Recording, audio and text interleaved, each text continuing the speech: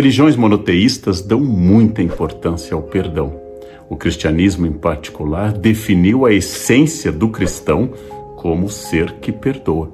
Na única oração que ensinou aos seus discípulos, Jesus disse no Pai Nosso um dos 7 pedidos básicos: perdoai as nossas ofensas, assim como nós perdoamos a quem nos tem ofendido.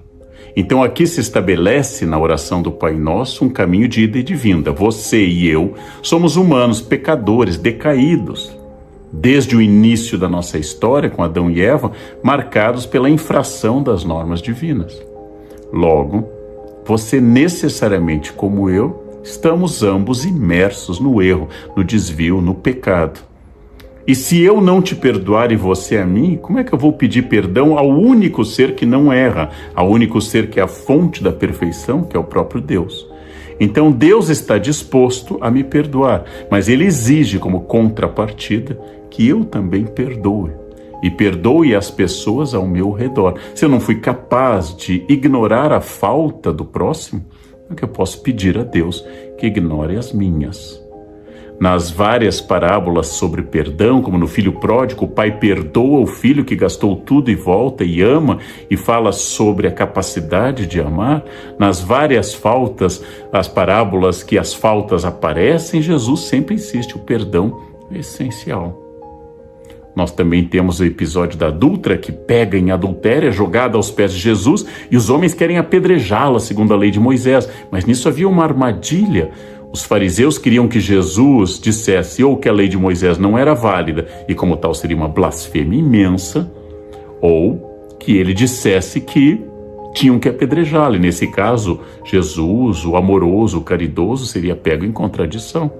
E Jesus disse: sim, essa mulher pecou. Quem não tiver pecado, atire a primeira pedra. Jesus insiste com essa passagem da adúltera. Ele insiste numa questão que está no Pai Nosso também. Ele insiste que a nossa condição de pecadores, universais, constantes, que todos nós estamos imersos no lodo do erro, obriga que você e que eu nos perdoemos todos, porque senão ninguém resiste. Se eu não consigo nem perdoar a você, que é igual a mim na sua fraqueza, vai esperar perdão de Deus, que é perfeito. O cristianismo diz que eu tenho que desculpar aos outros 70 vezes 7, Sermão da Montanha. E esse número não é 490. Esse número é uma metáfora para o infinito. 70 vezes 7. Eu tenho que perdoar constantemente. E quanto mais uma pessoa me ofender, mais eu devo perdoar.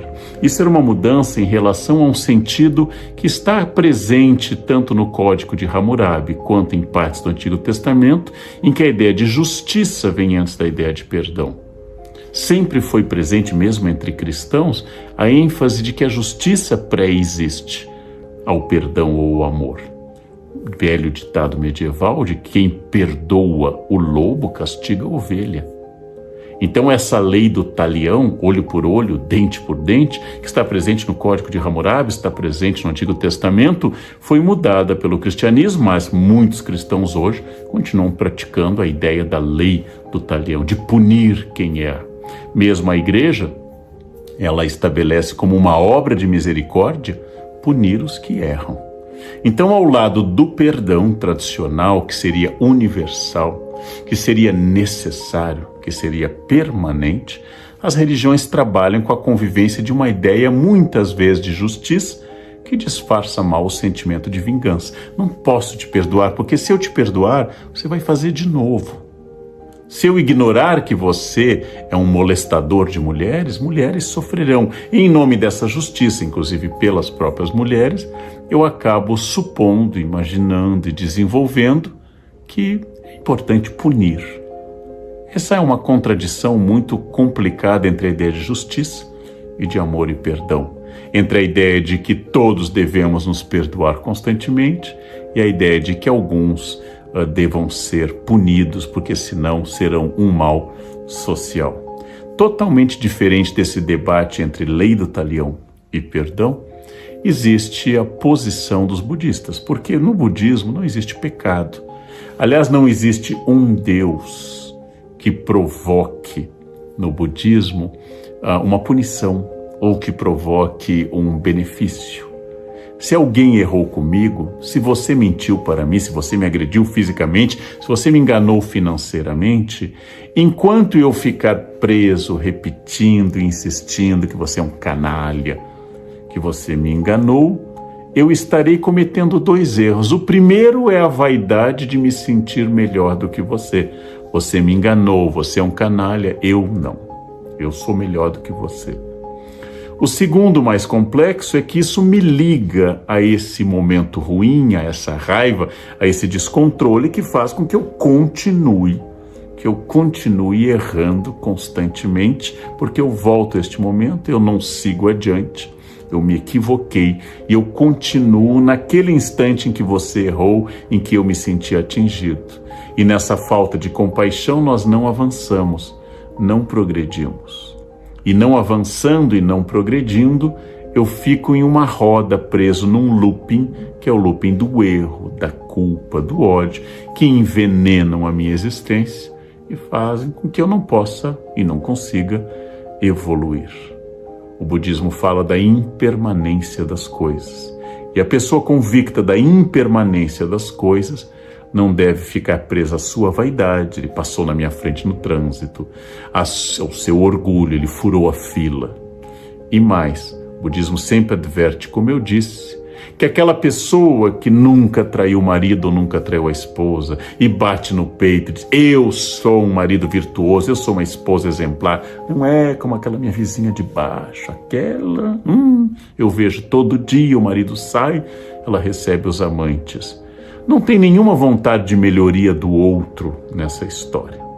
Tem apenas uma vontade de afirmar a minha vaidade de ser o bom. E mais perigoso, há tanto erro na minha vaidade da virtude, quando pode existir erro na vizinha. Ou seja, um erra pelo desejo da carne, pelo não cumprimento das promessas matrimoniais, e outro erra porque se envaidece por ser melhor do que o outro. Ambos são arrastados pela sedução do eu, ambos são arrastados pela sedução da vaidade. Ambos não aprenderam nada com os ensinamentos tradicionais do budismo. A psicanálise traz uma outra questão. Quando eu vejo alguém errando e me perturba muito, é claro que isso pode ser a indignação diante da injustiça ou da violência, mas com frequência minha raiva revela quem eu sou ou o que eu desejo. Se eu me esforço constantemente para agir certo, e isso é um sacrifício, quando o outro não age certo e parece que não se importa muito com isso, ele revela a minha dor, ele revela o meu limite. Então eu não como nada que engorde, eu treino 2 horas por dia, eu não como doce há anos, eu me privo do álcool porque eu quero ter um corpo perfeito, isso me dá alegria, mas eu vejo que fulano se acaba na baba de moça, no pudim e na ambrosia, não acorda de madrugada para correr e pior, parece feliz. Isso é imperdoável. Eu tenho que estabelecer que a minha ideia de sacrifício seja compartilhada por todos. Eu não vou conseguir justificar. E o outro que é feliz não seguindo aquele caminho, este mostra o espelho da minha dor.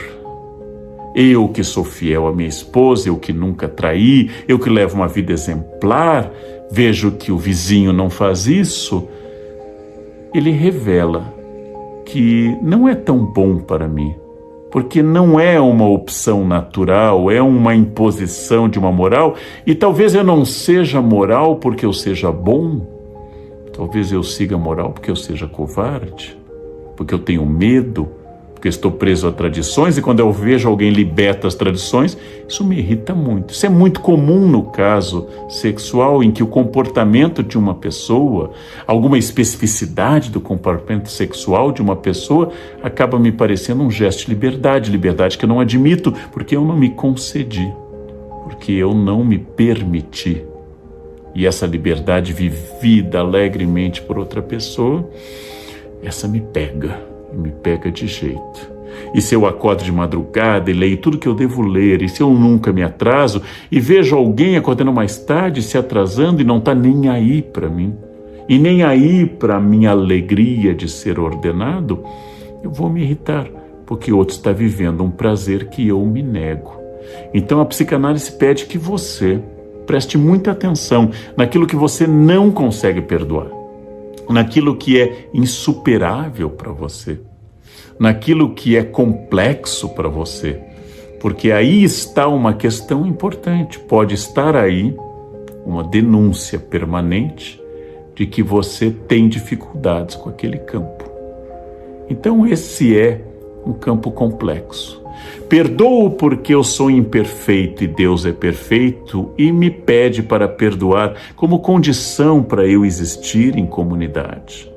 Perdoo porque Deus vai me levar para o paraíso por eu ter perdoado e por ter me arrependido dos erros que eu fiz. Geralmente a posição dos monoteísmos. Ou, perdoo porque eu não sou melhor do que ninguém. Perdoo porque eu também erro e a vaidade de não errar é pior, talvez, do que a honestidade de ser um atrasado, um mentiroso ou um adúltero. Essa é a posição do budismo que nos pede que a gente se afaste das ilusões da vaidade do eu. Ou, perdoo porque sinto sinceramente que aquele erro, se me perturbou, me leva a um conhecimento maior. E quando você erra, você me ajuda a me conhecer mais. E mesmo que me cause raiva, que me cause descontrole, eu tenho que entender que essa perturbação não necessariamente, não quer dizer que não posso, mas não necessariamente vem do seu erro. Talvez venha da minha incapacidade, da minha inveja, da minha covardia e do meu desejo. Como você se permite fazer tudo isso e eu não me permito. Mas nenhuma dessas três posturas vai discordar do fato que eu devo interferir diante de uma injustiça. Se eu vejo uma mulher apanhando na rua, se eu vejo um caso de corrupção política, não se trata exatamente de perdoar a pessoa, mas impedir que aquele mal continue. Mas entre o gesto racional de interferir e impedir que um ser humano apanhe, e a raiva que isso me provoca, uma raiva descontrolada, aquilo que a gente diria com presença de fígado, com presença de um impulso, essa revela as minhas limitações. A capacidade de perdoar é uma capacidade de se conhecer. Quem te irrita, te controla. Quem te tira do sério é senhor do seu eu. Quem arranha seu narciso revela sua insegurança, a sua. E revela que na sua raiva está o fato de que você ainda não se conhece. Porque uma pessoa que se conhece, dizem os filósofos estoicos, atinge a ataraxia, o equilíbrio absoluto, e não vai ficar arrastada para a raiva, para o lodo das coisas pequenas. É um grande aprendizado. Todo exercício de enfrentamento com o mundo é um exercício de enfrentamento com a minha vaidade. E volto a dizer, isso não significa imobilidade. Eu não posso dizer que eu não vou interferir, porque ali está apenas meu desejo denegado, minha frustração. Mas eu vou interferir sem paixão, sem me sentir superior, sem trazer raiva, apenas para impedir que algo errado continue ocorrendo. Isso nos casos explícitos de agressão, de desonestidade, mas nos outros casos em que as pessoas manifestam gostos, sexualidades, orientações diversas, e isso não fere a ética, isso não fere a existência livre de outra pessoa. Nesses casos, se eu me perturbo, ou se eu me acho superior, ou se eu condeno, que tem algo em mim que precisa ser melhor revelado. A ideia do perdão é uma ideia muito forte, porque ela é um dos maiores instrumentos de eu me conhecer, obter o controle sobre mim e, no fundo, saber que no outro está o espelho de tudo aquilo que eu temo, que eu invejo, que eu desejo. A pessoa que se conhece talvez jamais se irrite. E se for agredida ou se agredir, vai ser capaz de genuína e sinceramente dizer: eu errei e eu preciso que você me ajude, me perdoando, e eu te ajudo, te perdoando, e nós possamos crescer juntos. O perdão é um grande desafio. O perdão é uma questão muito importante, tratado por psicanalistas, tratado por religiosos, tratado por todas as fontes do pensamento filosófico. O perdão é um desafio. A vida funciona melhor se você não se ofende por qualquer coisa.